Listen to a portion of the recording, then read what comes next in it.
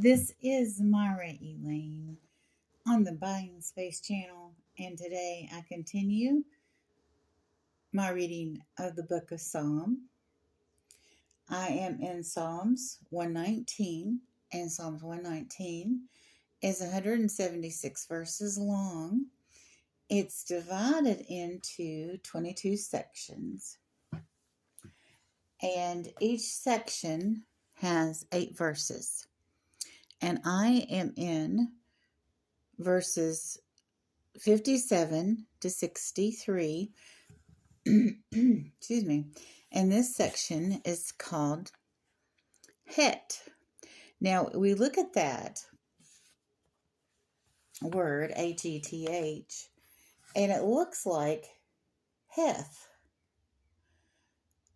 like the old English word or Middle English word for had or have. And it's not that.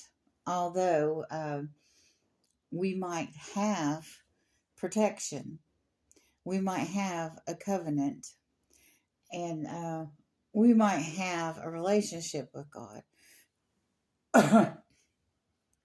But that's not, it doesn't mean the word hath, even though a lot of people look at that and say Heth. Now, this is also one of the situations where it could start with the C, H-E-T, without the H, which you look at it and you say, though, it's Chet. Well, Hanukkah is the same way.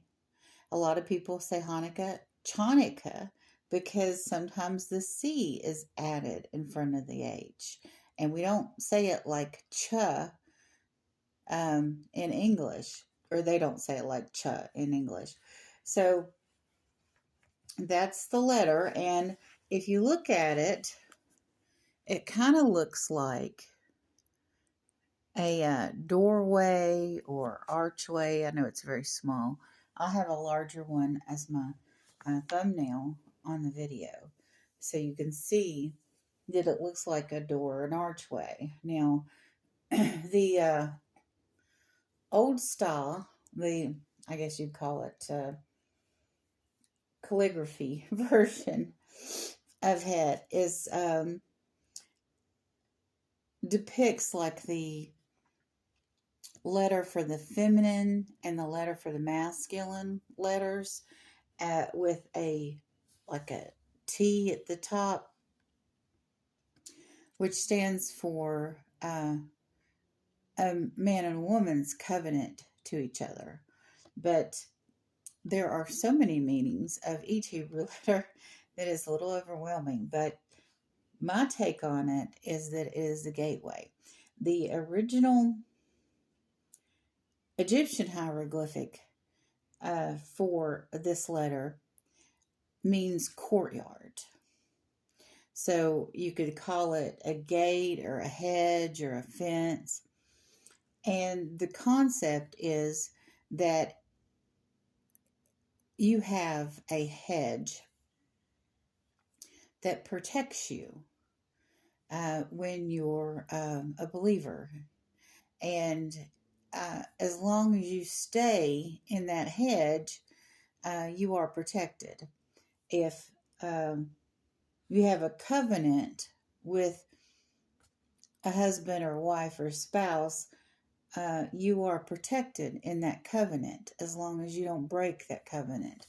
And the relationship you have with God is the same. There's a verse in Ephesians, I believe it's chapter 10, verse 8, or I'm not real good at quoting the location of scriptures. Maybe it's chapter 8, verse 10. But anyway, you can look it up. And it says, if you dig a pit, you're likely to fall in it. And if you go through your hedge, if you break your hedge to get out of your protected area, you're likely to get bit by a snake, is basically what that verse says. Now, that's not quoting the verse. Well, I can quote the verse. Let's find out. I think Ephesians is before Galatians. No, it's not. There's Galatians. Galatians, then Ephesians. So let's go first to chapter 8.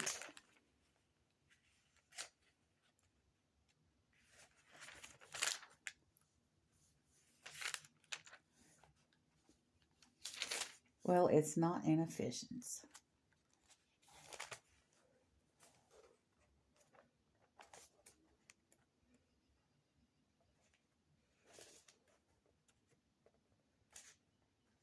Because it's not that long.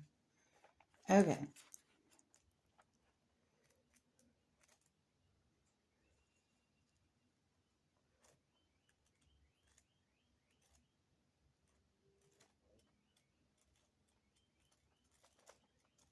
Okay. I got to quote that right because it's not Ephesians. So,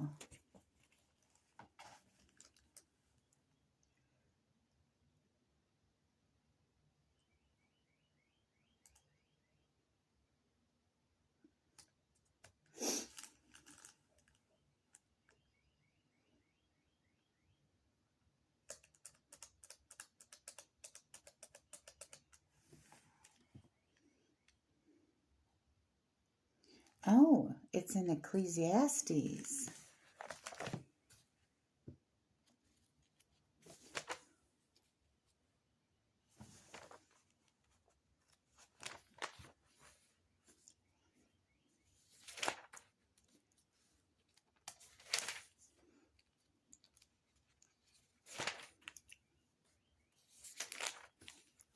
All right.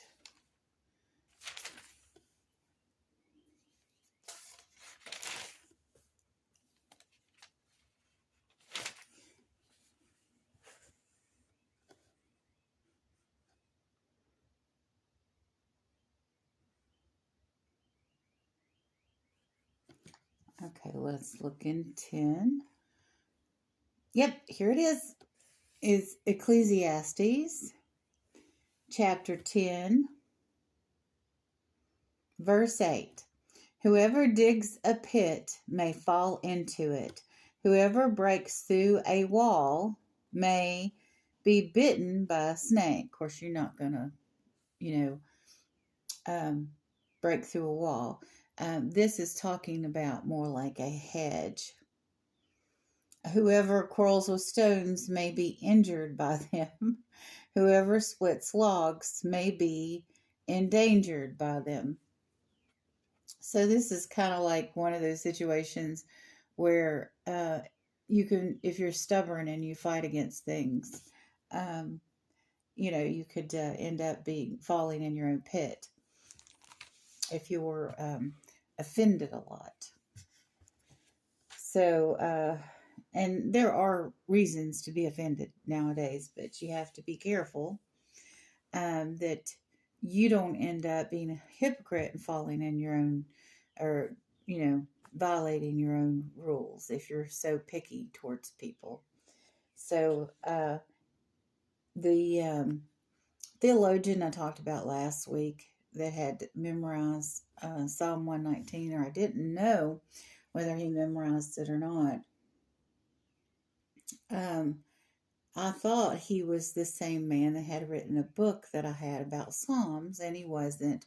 I was talking about Henry A. Ironside, and I looked and couldn't find if H.A. Ironside had memorized Psalm 119, but he had written a book about Psalms, at least one, and he wrote several other books about different books of the Bible, including Proverbs and the minor judges or the minor prophets. And, he's a very prolific writer. I never found his writings on Psalm 119, but I did find an interesting story about him that I kind of wanted to talk about. When he was very young, he met this man that was camping out in California. He had moved there from Ireland for his health. And he went and talked to him, and he got out his Bible, this old raggedy Bible that he just used up. And he went through and he was telling young Henry all these pearls of wisdom from this old raggedy Bible.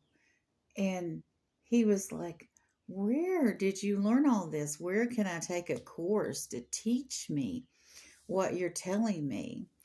And the gentleman said, I learned this on my knees in the mud of a hut in Ireland. And I would pray to God to allow me to glean wisdom from the Bible. And he prayed and prayed. And before, after, and during reading scripture. And that's how he became so knowledgeable. He didn't go to school. He didn't go to college. He didn't take some study course. He himself had self-studied the Bible and prayed earnestly and did everything he could when he read the scriptures to understand what they meant. And that really impressed Henry Ironside when he was a young man. And he did go to college. Matter of fact, I think he was the president of Moody. So he became very well educated, but also very knowledgeable. And he loved Psalms, and he wrote a book about Psalms, at least one. He may have written more. I'll do my best to find out more about that later. Now, we are in Psalms 119 in the Het section, which starts in verse 57. You are my portion, Lord. I have promised to obey your words. I have sought your face with my heart. Be gracious to me according to your promise. I have considered my ways, and I have turned my steps towards your statutes. I will hasten and not delay to obey your commandments. Through the wicked bind me with ropes. Though the wicked bind me with ropes, I will not forget your law. At midnight I rise to give you thanks for your righteous laws. I am a friend to all who fear you, to all who follow your precepts. The earth is filled with your love, Lord. Teach me your decrees. So the psalmist here is saying that God is his portion. Now, what's a portion? If you go on a diet, you might hear the word portion control. And portion is the amount you get. And in life, hopefully we get enough. We don't get too much of a portion and too little. But this psalmist is saying that God is their portion. So God is the amount that's enough. If we live by worldly rules, enough is never enough. People focus on getting more. They worship money. They are greedy. But if you're a Christian, all you want is enough. And a lot of times you want to, give or be charitable if you have more than enough. So this psalmist is saying God is their portion.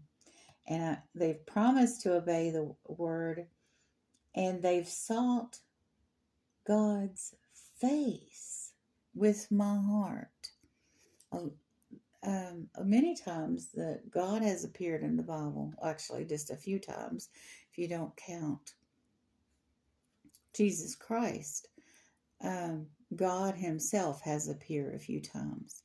And they say that you can't look upon God's face without perishing because he's so glorious. But this psalmist is seeking to see God's face. And in order to do that, you would have to sanctify yourself. Just like the Levite priests that went into the inner sanctuary of the tabernacle and then the temple, they had to be clean inside and out. And I don't mean that, they had to do a GI cleanse. I mean that they had to pray and be sanctified and have their heart, mind, and spirit in the right place, ready to be in the presence of God in that temple. Now, they didn't physically see God in that temple, but they were in an intense presence of God.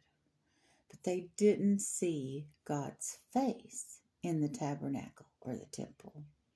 His presence was there. A lot of times God appeared as a cloud, like in the Transfiguration portion of the New Testament, where God met with Moses and Elijah, and he brought along Peter, James, and John. And in that passage, Jesus' face was transformed and he glowed. That's probably Peter, James, and John saw God in Jesus up there with Elijah and Moses.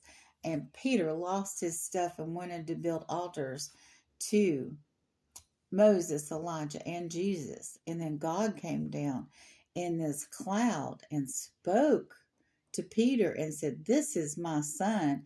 And Moses and Elijah went away.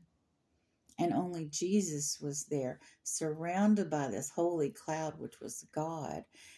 And it's intense brightness and with a transformed face. I mean, what in the world could have happened? How has his face changed? But this psalmist is seeking out God's face with all of his heart. And he's asking for God to keep his covenant and be gracious to them. And he says he's turned his steps. Now, we all that are Christian, we're walking in steps. And sometimes we have to know when we can walk and know when we should run. Because in here he says, "I will hasten and not delay to obey your commands." Sometimes I will mill out and think about and analyze repeatedly what I'm thinking about God is telling me to do. And I think that I miss the mark when I do that. I think that I should hasten, as the psalmist says, to do God's will. And I shouldn't dilly-dally, as they say, because I have dilly-dallied all my life. So I have to know, I feel like I'm on the right path. There are a few things that maybe I need to change in my life, not major things, but I feel like I need to rush to do what God wants me to do. And if I know something's wrong, I should correct it immediately. I shouldn't wait. No matter how painful it might be, I need to do it now. Speaking of which, I can hear the birds. And the sun's not up yet, but I have lots to do today. And I like to get stuff done early because I know I'm going to run out of energy later. So I have to hasten to get those things done. And I hope God will keep his covenant promises to me today, and that things will go smoothly. Although I don't think he promised things will go smoothly.